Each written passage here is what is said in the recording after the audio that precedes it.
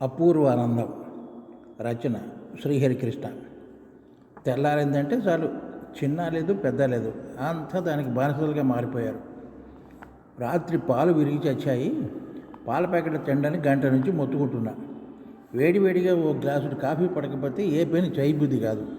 తొందరగా 2 ప్యాకెట్లు తెచ్చి నా మొహాన్ని పడేసి మీ పని మీరు చూసుకోండి అంటున్న రాజలక్ష్మితో, ఆగ పొద్దుటే మొదలెట్టావు, తెస్తారే ఉండు. పొద్దుటే ఏదో ఒక కొత్త నెంబర్ నుంచి మెసేజ్ వచ్చింది. సెల్ ఓపెన్ చేసి చూసా. ఇలా చూశానో లేదో, చూడకుండానే మొదలెట్టావు వేధవ సోదా అంటున్న శంకరంతో అసలే చిరాగ్గా ఉంది. వాదించకుండా పాల ప్యాకెట్లు తిండి. గేర్లు మారుతున్నాయని సంచి డబ్బులు పట్టుకుని, ఎన్ని ప్యాకెట్లు తేవాలి, ఎక్స్ట్రా ఏమైనా కావాలా? ఒకటి ఎక్స్ట్రా తిండి, రాత్రి పాల ప్యాకెట్ విరిగి తెచ్చిందిగా. సర్లే తెస్తాలే అంటే వెళ్ళి పాలు తెచ్చి, ఇదిగో తీసుకుని ఫ్రిడ్జ్లో పెట్టు, తొందరగా కాఫీ పెట్టు, నేను కూడా తాగుతా. కొద్దిసేపు అయిన తర్వాత ఇద్దరు కాఫీ తాగారు. అమ్మయ్య, కాఫీ తాగిన తర్వాత తలనొప్పి కొంచెం తగ్గింది అంటూ ఖాళీ గ్లాసులు తీసుకుని వంటింట్లోకి వెళ్ళింది రాజలక్ష్మి. అమ్మయ్య, 1 గంట వరకు ఇంకా నా జోలికి రాదు అంటూ మళ్ళీ సెల్ ఆన్ చేసి వాట్సాప్ ఓపెన్ చేసి మెసేజ్ చదవడంలో నిమగ్నం అయ్యాడు. అబ్బబ్బబ్బా, అందరూ గుడ్ మార్నింగ్లు, గుడ్ నైట్లు, ఒక్కటి కొత్త విషయాలు ఉండవు. ఒకడు ఇంకొకరికి ఫార్వర్డ్ చేయడం, వాళ్ళు వీళ్ళకి ఫార్వర్డ్ చేయడం, వీళ్ళు వాళ్ళకి ఫార్వర్డ్ చేయడం. ఒకళ్ళైతే పర్లే, ఒకటే రకం 5-6 పంపడం విసుగెత్తిపోతుంది. సెల్ ఓపెన్ చేయాలంటే కొత్త మెసేజ్ ఒక్కటే ఉండి చావదు.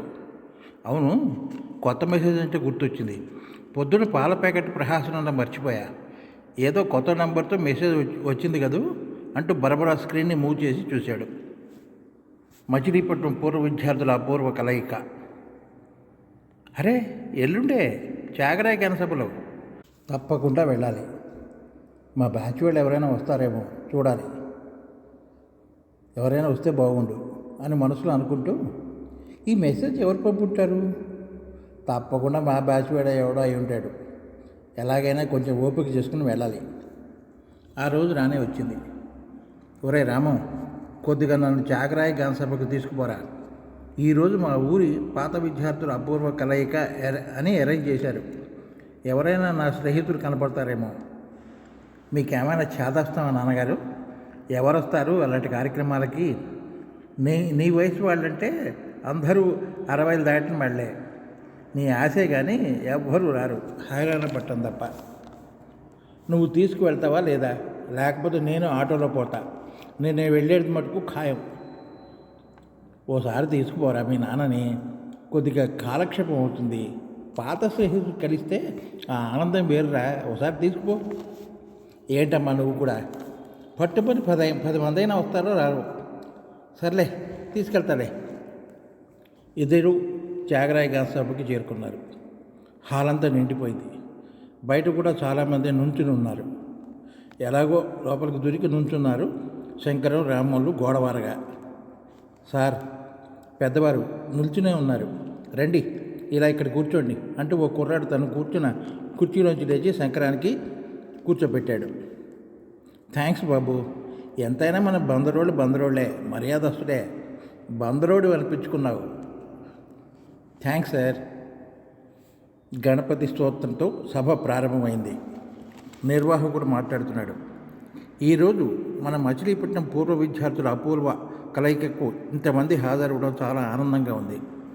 బందర్లో చదివి మంచి మంచి ఉద్యోగాల్లోనూ, వ్యాపారాల్లోనూ, ఇంకా ఇతరాతర రంగాల్లోనూ స్థిరపడిన వారు ఇంతమంది హైదరాబాద్లో ఉన్నారంటే చాలా ఆనందంగా, ఆశ్చర్యంగా ఉంది.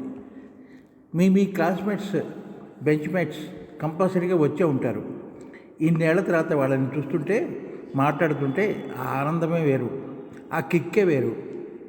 మేము అనుకున్న దానికంటే ఎక్కువ మంది ఈ కార్యక్రమానికి హాజరయ్యారు.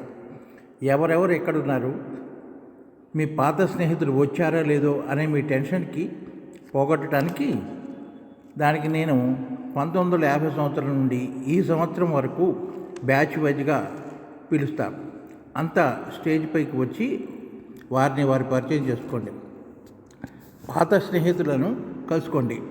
ముందుగా 1950 నుండి 1960 వరకు చదువుకున్న వారు స్టేజ్ పైకి రండి. వచ్చేవారు పెద్ద వయసు వారు కాబట్టి జాగ్రత్తగా రండి. ఈ కార్యక్రమం అంతా అయిన తర్వాత భోజనాలు ఏర్పాటు చేశాం. భోజనాలు చేసి ఆనందాలు పంచుకొని హాయిగా ఆనందించండి. 1950-60 సంవత్సరం బ్యాచ్ వారంతా ఓ 15 మంది స్టేజ్ పైకి రావడం, వారిని పరిచయం చేసుకోవడం జరిగింది. ఇప్పుడు 1960-70 సంవత్సరాల వారు రండి. ఆ తర్వాత 1970-80 సంవత్సరాలు చదువుకునే వారు రావాల్సిందిగా ప్రార్థన. ఓ 40 మంది ఆడవారు మగవారు స్టేజ్ పైకి వచ్చారు.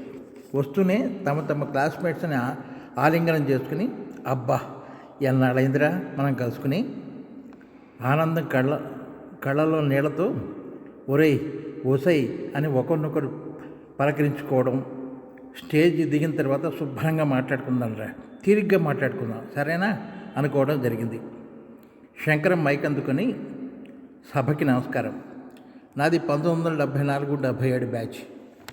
నేషనల్ కాలేజీలో చదివా. ముందుగా మీకు మాట చెప్పాలి, ఇక్కడికి తీసుకెళ్ళరా అని మా అబ్బాయిని అడిగా. ఏంటి నాన్న మీ చేదస్తాం, ఓ 10-15 మంది వస్తారు, ఇంత హైరాణ పడి వెళ్ళాలా అని అన్నాడు. వాడికి ఏం తెలుసండి మన బంధువుల ప్రేమ ఆప్యాయతలు అంటుంటే సభంతా చప్పట్లతో మారుమోగింది. నేను ఈరోజు నా డిగ్రీ అయిన దగ్గర నుంచి చూస్తామో లేదో అనుకునే నా స్నేహితులు 8 మంది ఇదిగో వీరే వారంతా. కనీసం 50 సంవత్సరాల తర్వాత కలిసాం. ఆ ఆనందాన్ని, ఆ సంతోషాన్ని మాటల్లో చెప్పలేకపోతున్నా. మాటలు పెగడం లేదు. ఆనందంతో ఏడుపు వచ్చేటట్టుగా ఉంది. ఇంకా సెలవు.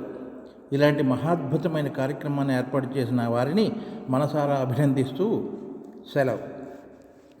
ఇక ఆఖరి బ్యాచ్ 2010 నుండి 2023 వరకు అంతా వచ్చి మీ అనుభవాలు షేర్ చేసుకోండి, మీ మిత్రులను కలుసుకోండి. ఓ 10 మంది కుర్రాళ్ళు స్టేజ్ ఎక్కారు. అంతా తమ పరిచయం చేసుకుని ఎక్కడ చదివారు, ప్రస్తుతం ఏం చేస్తుంది అని ఒకరినొకరు తెలుసుకున్నారు. ఆఖరిన ఒక కుర్రాడు మైక్ అందుకొని చెప్పడం ప్రారంభించాడు. దయచేసి అందరూ కొద్దిగా నా మాటలు ఆలకిస్తారని పెద్దలందరికీ నమస్కరిస్తూ 4 మాటలు చెప్తా. మొట్టమొదటిసారి నేను ఇలాంటి అద్భుతమైన కార్యక్రమానికి రావడం. అందుకే ఒక 2 గంటలు ముందుగా వచ్చి ఎలా ఉంటుంది, ఏం చేస్తారు, నా బ్యాచ్ వాళ్ళు ఎవరైనా వస్తారేమో, కాసేపు వాళ్ళతో ఎంజాయ్ చేద్దాం అనుకున్నా. కానీ నా ఆశ అడియాస అయ్యింది. మా ఫ్రెండ్స్ ఎవరూ రాలేదు. ఏమీ తోచక అటు ఇటు 10 సార్లైనా తిరిగా. సభ ఇంకా ప్రారంభం కాలేదు. పాత బ్యాచ్ల వాళ్ళు తమ స్నేహితులను కలుసుకుని కాలేజీ రోజుల నాటి సంగతులు చెప్పుకుంటూ ఆనందించే బ్యాచ్ వాళ్ళు కొందరైతే, నాకు లక్కీగా నిన్న మెసేజ్ వచ్చిందిరా అంటుంటే అది నేనే పంపించా అన్నాడు శర్మ. ఒరే శర్మ, థ్యాంక్స్ రా.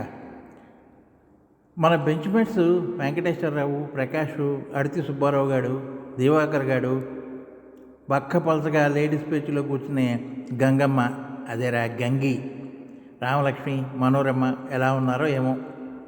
ప్రస్తుతానికి నువ్వు నేను రామనాథం మాత్రమే కలిసాం. ఏమోరా, మొన్నోసారి బందరికి వెళ్ళా. పాప వెంకటేశ్వరరావు హార్ట్ అటాక్ వచ్చి చనిపోయాట. చాలా బాగా చదివేవాడురా. సుబ్బారావు అక్కడే ఉన్నట్ట. కలుద్దామని పెడితే ఏదో ఊరెళ్ళారని చెప్పారు అక్కడ వాళ్ళు.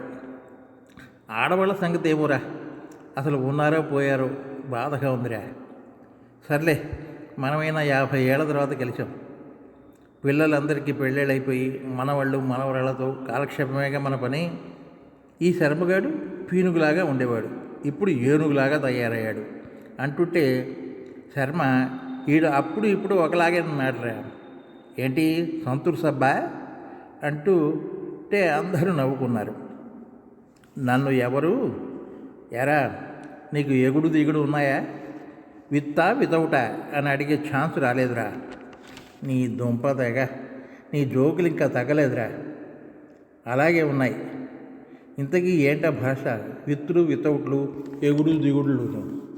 ఒరే మట్టి బుర్రా, బ్యాలెన్స్ షీట్ టాలీ చేయడానికి మా హోంవర్క్లో కాపీ కొట్టేవాడివి నువ్వు. విత్ వితౌట్ అంటే కాఫీలో వేసే షుగరు, నాదంతా విత్తే. ఎగుడు దిగుడు అంటే అర్థమైందా లేదా? ఇంకా వితౌట్కి బ్రదర్ బీపీ గాడు. ఆ భగవంతుడి పుణ్యమా అని అవి రెండూ లేవు. అందుకే ఏదో ఇలా బండి లాగించేస్తున్నా అంటూ ఎంతో సరదాగా మాట్లాడుకునే బ్యాచ్ వారు ఇంకొకరు. అబ్బా, 30 ఏళ్ళు అయిందిరా ఈ ప్రోగ్రాం. అయిన తర్వాత అంతా కలిసి నోరు పుక్కిలించేద్దాం, రామన్ బార్కి పోదాం అనుకునే గ్యాంగ్ ఇంకోరు. ఇలాంటివి అనుభవించిన వారికే తెలుస్తుంది దానిలోని థ్రిల్. ఆహాహా, ఎంత బాగుందండి ఈనాటి ఈ ప్రోగ్రాం. స్నేహితురాళ్ళ ముఖాల్లో ఆనందం అమోఘం. ఒకవేళ ఈ ఆర్గనైజర్లకు బోరు కొట్టి ఇక చాలే ఈ ప్రోగ్రాంని కండక్ట్ చేయడం ఆపేస్తే ముందు ఆ బాధ్యతను నేను తీసుకుంటా. నాకు ట్రాన్స్ఫర్ అవ్వకుండా ఈ ఊళ్ళో ఉంటే అపూర్వ కలయిక ఆనందాన్ని ముందు అందరికీ అందిస్తా. ధన్యవాదాలు. అందరికీ నమస్కారాలు. పెద్దలకు ఆర్గనైజర్లకు పాదాభివందనాలు. సెలవు. ఇదండి కథ. మన పాత స్నేహితులు కనబడితే మన ముఖాల్లో కలిగే ఆనందమే వేరు. మన మనస్సు గత స్మృతులమైకి పరిగెత్తుతూనే ఉంటుంది. అలా ఇటువంటి ఈ కార్యక్రమాలను నిర్వహించే వాళ్ళు చాలా ధన్యులు. ఒక్క ఊరు వాళ్ళే కాకుండా ప్రతి ఊరు వాళ్ళు ఇలా కండక్ట్ చేసుకుంటే పాత స్నేహితులు కలిసి ఆనందించి ఆనందాలు పంచుకునే రోజు తప్పకుండా ఉంటుందని నా భావన.